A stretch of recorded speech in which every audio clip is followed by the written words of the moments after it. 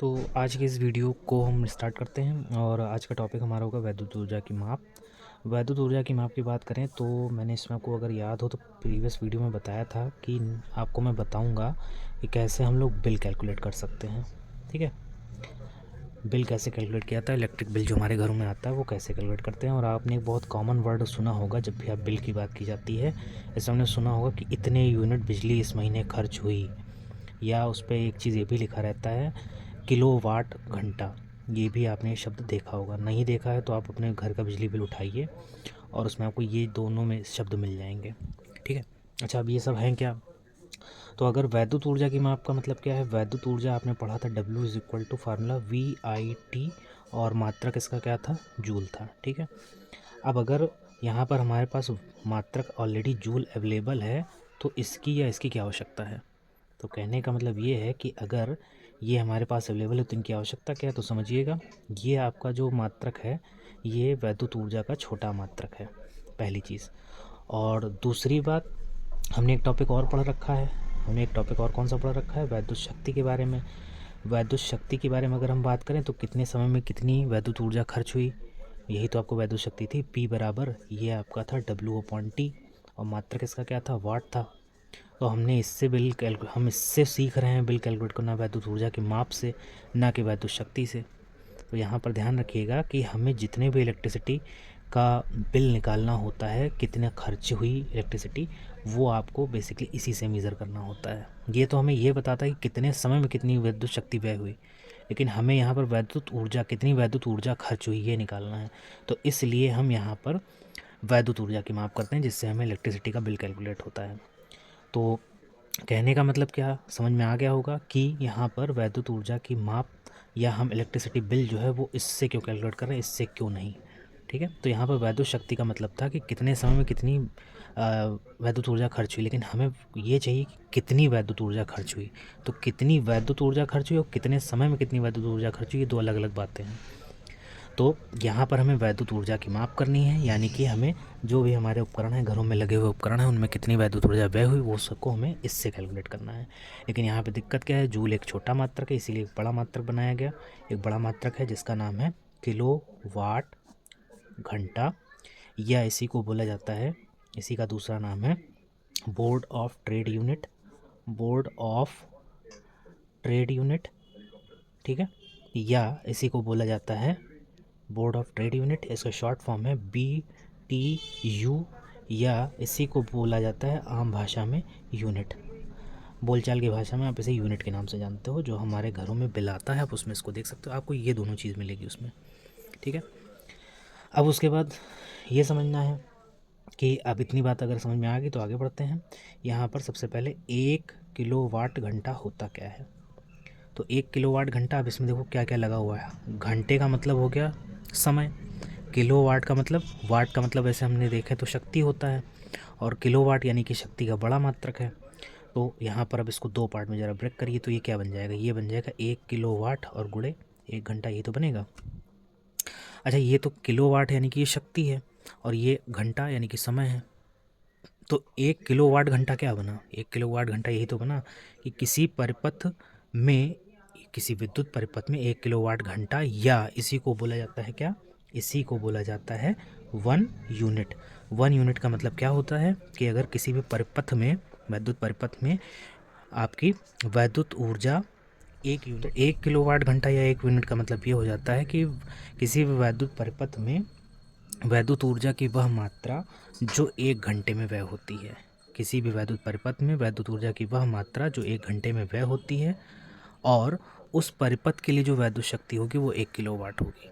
ठीक है, तो वैद्युत ऊर्जा की वह मात्रा जो किसी परिपथ में 1 घंटे में व्यय होती है, और उस परिपथ की वैद्युत शक्ति कितनी होगी, 1 किलोवाट होगी। ठीक है, तो डेफिनेशन आप क्या बना लेंगे, डेफिनेशन आपके बुक में गिवन है, आप उससे देख सकते हैं। वैद्युत ऊर्जा की वह मात्रा, वैद्युत ऊर्जा की वह मात्रा जो किसी परिपथ, जो किसी परिपथ में 1 घंटे में व्यय होती है, वह होती है, जबकि जबकि परिपथ में वैद्युत शक्ति कितनी हो, जबकि परिपथ में वैद्युत शक्ति 1 किलोवाट हो। ठीक है, तो अगर वैद्युत ऊर्जा की वह मात्रा जो किसी परिपथ में घंटे में व्यय होती है और उस परिपथ की वैद्युत शक्ति कितनी होनी चाहिए, 1 किलोवाट। यानी कि 1 किलोवाट अगर वैद्युत शक्ति है तो 1 घंटे में जितनी वैद्युत ऊर्जा व्यय हो रही है उसी को आप क्या बोलेंगे, उसी को आप 1 यूनिट या उसी को आप 1 किलोवाट घंटा कहेंगे। अच्छा ठीक है, इतनी बात समझ में आ गई। तो ये फार्मूला आपको समझ में आ गया होगा कि ये कैसे बना। ठीक है, नेक्स्ट आते हैं, 1 किलोवाट घंटा आपको समझ में आ गया है। तो आप अगर मान लीजिए कोई भी चालक आपके पास होता है तो चालक में जब भी विद्युत स्थापित होती है तो उसमें क्या होता है, विभवांतर। सबसे पहले विभवांतर, फिर वैद्युत धारा। तो यहाँ पर विभवांतर और इसके साथ में क्या आता है, अगर हम विभवांतर आरोपित है यहाँ पे V वोल्ट और उसमें जो धारा बह रही है वो कितनी है, I एम्पियर। V वोल्ट आपका पोटेंशियल डिफरेंस हो गया, I एम्पियर की धारा है और ये धारा जो है ये T घंटे तक प्रवाहित हो रही है। क्या है, हमारे पास कोई कंडक्टर या कोई हमारा वैद्युत परिपथ है और उसमें V वोल्ट का विभवांतर लगा हुआ है, उसमें I एम्पियर की धारा T घंटे तक बह रही है। तो इसका मतलब क्या हुआ, तो इसका मतलब आप यहाँ से ज़रा वैद्युत ऊर्जा निकालो, वैद्युत ऊर्जा का मान कितना आ जाएगा। तो अगर आप यहाँ से वैद्युत ऊर्जा निकालते हैं तो ये आपका क्या हो जाएगा, तो W बराबर होता है VIT। तो W बराबर अगर आपको पता हो ये वैद्युत ऊर्जा का मतलब W ही तो होता है, तो ये आपका होता है VI इंटू T। अच्छा, ये जो होता है इसको हम क्या बोलते हैं, V इंटू आई को हम P ही तो बोलते हैं। और अगर आप इसे P बोलते हैं तो P का मात्रक यहाँ पे आप क्या ले सकते हैं, तो P का मात्रक अगर यहाँ पे वाट ले लिया जाए, ठीक है, और उसके अलावा दूसरा T का मात्रक यहाँ पर क्या लिया हुआ हमने, घंटा ले रखा है। ठीक है, तो अब ये आपका वाट है, ये घंटा है। तो अब इसको वाट से किलोवाट में कन्वर्ट करिए तो आपका VI बटे कितना हो जाएगा, 1000 हो जाएगा और ये बदल जाएगा किसमें, किलोवाट। ठीक, और इनटू यहाँ पे समय कितना है, तो यहाँ पर T और ये समय कितना है, R है। अब इसको इंग्लिश में लिख दिया, इससे कोई दिक्कत नहीं होनी चाहिए।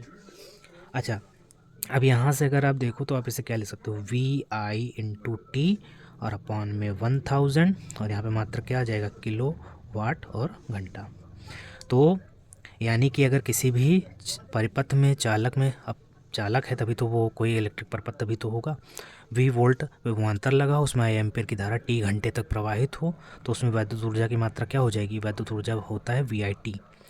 और अगर आप VIT में अगर यहाँ पे V इंटू आई, इसको आप अगर, जिसको आप VI को क्या बोलते हो, शक्ति का मात्रक क्या होता है, वाट होता है, तो इसीलिए हमने इसके बगल में वाट लिखा। और इसके बाद समय को किस में मापेंगे हम, इसके अकॉर्डिंग घंटे में। यहाँ कंफ्यूज मत होइएगा कि इसका तो मात्रक जूल होता है सर कैसे, तो यहाँ पे V इंटू आई का मतलब क्या होता है, V इंटू आई का मतलब होता है शक्ति का मात्रक वाट होता है।